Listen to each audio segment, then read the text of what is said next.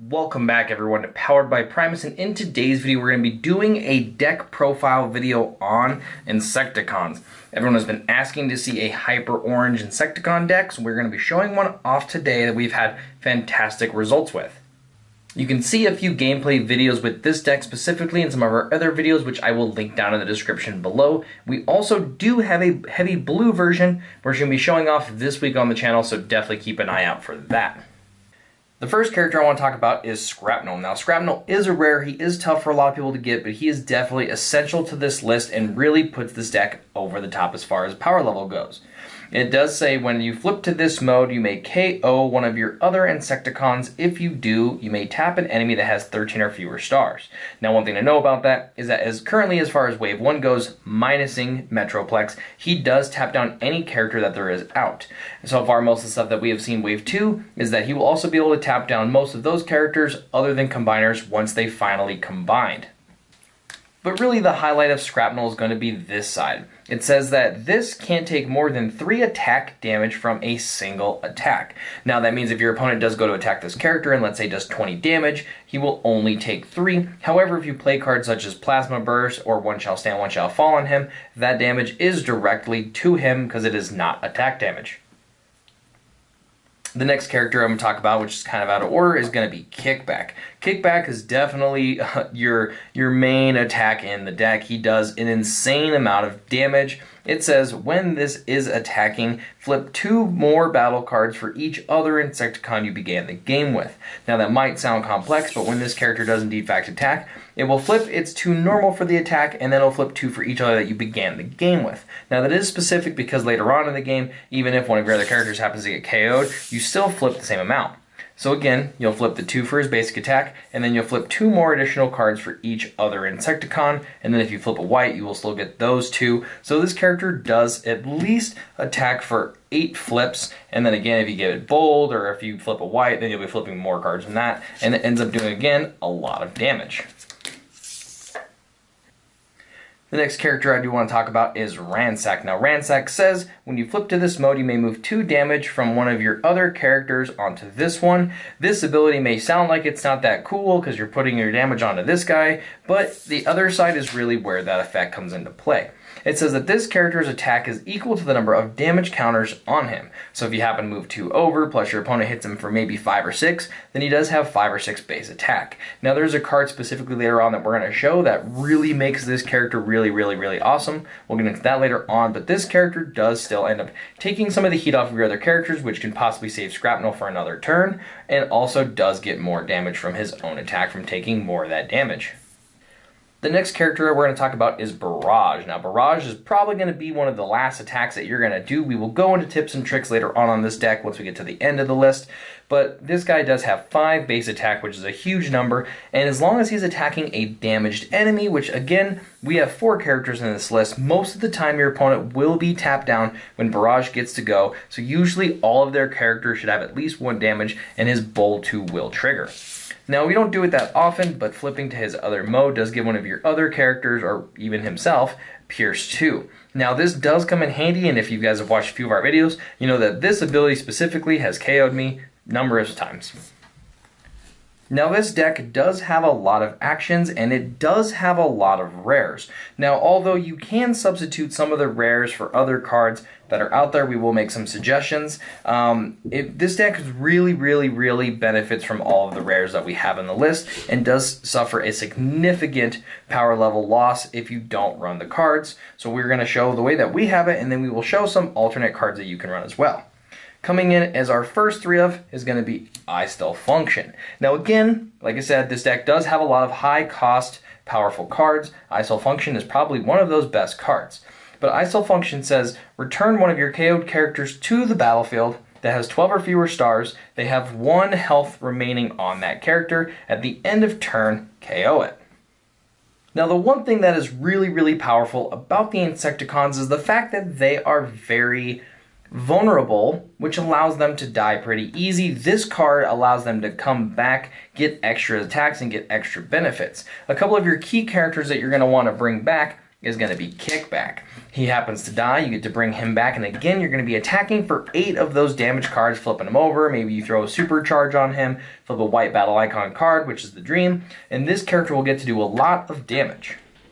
The one thing to note as far as Wave 1 is that you're not allowed to flip characters in the KO area yet. Now come Wave 2, we have the new ability where you can flip a KO character as your flip for the turn. However, currently, that's not a rule. So what you always want to do is make sure that every single turn, the turn that you attack with a character, you're also going to be flipping them. So the turn that you'll have this character out, they'll always be obviously inside of their alt mode.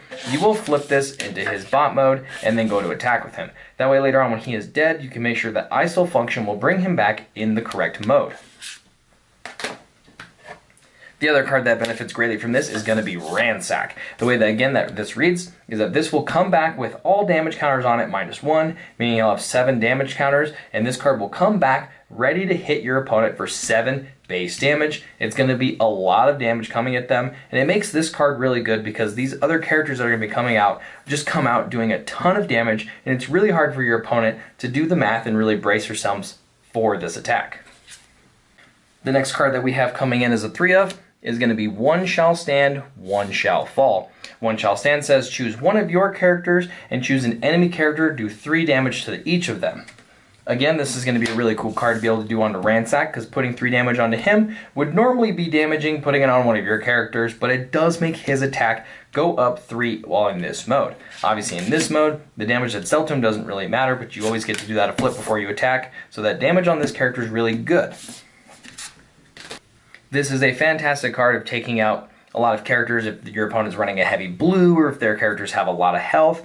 This gets to bring them down. It's also really good in the mirror match, which you will probably come into every once in a while. This deck is pretty powerful and it is pretty popular. The next card coming in as a 3 of is going to be Peace Through Tyranny. Now the biggest thing about Peace Through Tyranny and the reason why it's really in the deck is because it is a double orange battle icon card. Obviously the point of this deck being a hyper orange is that you're really trying to put an insane amount of damage on your opponent when you do attack. Now it is also able to be used for its action side, which says you may KO one of your characters that has 6 or more stars. Now only 3 of our characters have 6 or more stars, whereas Kickback only has 5.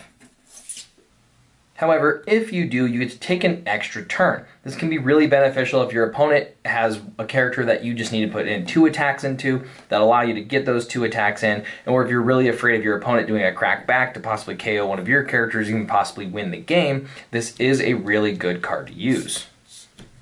The next card coming in as a 3 of is going to be Swarm. Swarm is obviously an auto include into this deck. It's also in our heavy blue deck.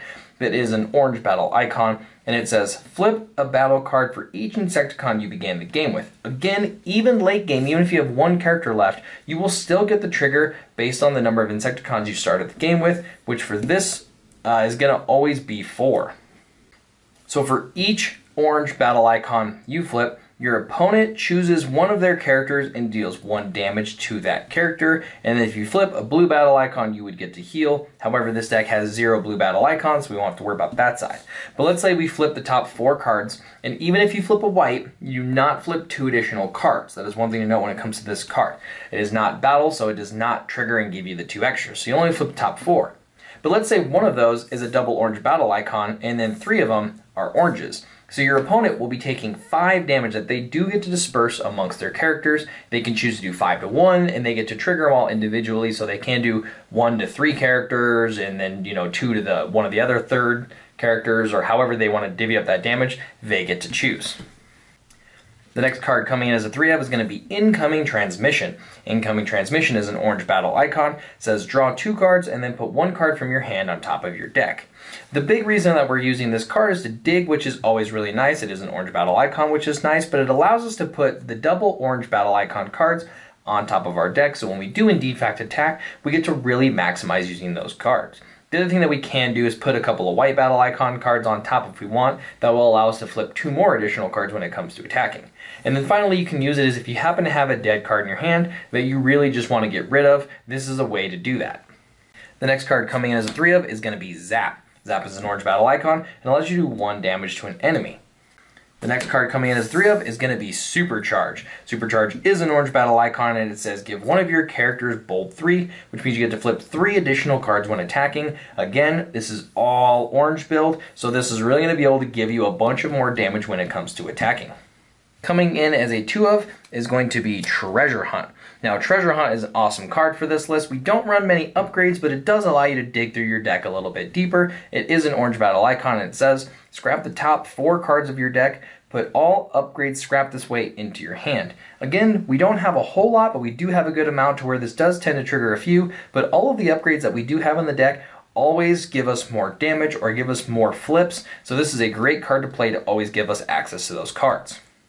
And finally, as a 1 of, we'll just put it right here for now, is going to be Ramming Speed. Ramming Speed is an orange battle icon, and it does say to scrap an enemy upgrade. This is a 1 of, it's just more of a backup in case your opponent does happen to have an upgrade that is really pesky or really messing with you. This thing really just knocks it out of your way. However, we don't want to run too many of these because sometimes it can be kind of a dead card in our hand, but you are more than welcome to sub out some of these other cards that you're not allowed to get or don't have to use more ramming speeds. The other card that I would happen to change out for One Shell Stands, One Shell Falls would be for is Plasma Burst. Plasma Burst does do 2 damage to an enemy, has no battle icon, so it gets to fit the same bill. You just do 1 less damage and don't get to damage a character such as Ransack.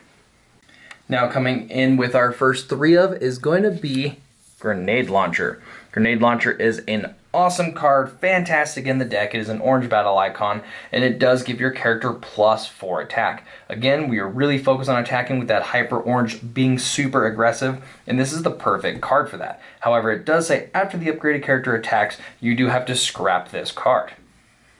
Coming in next as a 3 of is going to be Improvised Shields. Improvised Shields is rarely ever going to be used for its tough 1, seeing as how we have no blues in the deck, so it really doesn't matter on defending. However, it does have 2 double orange battle icons, which is definitely why it's in the deck. The next 3 of coming in is going to be Flamethrower. Flamethrower is an orange battle icon card. It is a weapon, and it says bold 2, which allows us to flip 2 more cards when attacking. This is an awesome card. Put on absolutely any character, and you're always going to be getting more damage from your attacks. Coming in as a 2 of is going to be Force Field. Force Field is a white battle icon card, which means when we do get to attack and flip it, we get to flip 2 more additional cards. Also, it says if the upgraded character would take more than 5 or 5 damage, then that you would get to scrap this card and that character only takes 4. It's not a really bad thing when your characters do get KO'd, seeing as how we do have I Still Function in the deck, but it is nice if you happen to play this card to let that character live for 1 more turn, meaning your opponent has to waste yet another attack trying to KO that character, or even the chance that your character gets to live and then attack again, which is instant value. The next card coming in as a 2 of is going to be Debilitating Crystal. Now this is a white battle icon card, and says when the upgraded character attacks, you get to return one of the defending character's upgrades to its owner's hands. Now one thing to know with this is that it is a requirement if they do have an upgrade. You cannot choose to send it back or leave it out. You have to do it. However, if there is 2 upgrades on the character, you do get to choose which one. The other benefit behind it is a white battle icon. For the same reason as Force Field, you get to flip 2 more additional cards when you attack and flip this card. But again, this card is really good because it gets any pesky upgrades out of your way when you are in deep fact attacking. One thing that can be really annoying for this deck is attacking a character that does have a force field on their character, and no matter how much damage you do, they're only going to be taking a maximum of 4 damage from a force field, so this card really allows anything to get out of your way. The next card coming in as a 2 of is going to be Datapad. Datapad is an awesome card in this deck. It is a white battle icon, again letting us flip more when attacking. And it says when the upgraded character attacks, you get to draw a card, and then you may put one on top of your deck. The really cool part is that this does allow you to draw 1 additional card, and if you do happen to have really good cards in your hand, then I wouldn't suggest to put anything back on top. But again, this card is really going to benefit, much like incoming transmissions, where we're able to put those double oranges back on top, or even put a white on top to make sure we're doing as much damage as we can when we attack. And the last card coming in as a 1 of is going to be kind of an oddball, and that's Static Laser of Ironhide. Now it is an orange battle icon, and it does give us +3 attack, which is really awesome. However, it does say when the upgraded character attacks and is not Ironhide, you deal 2 damage to it. Normally, like I said, a lot of these characters, it's okay if they get KO'd, but if you happen to play this onto a character, even if it lives with 1 life to get that +3 attack, you're really already benefiting from the card.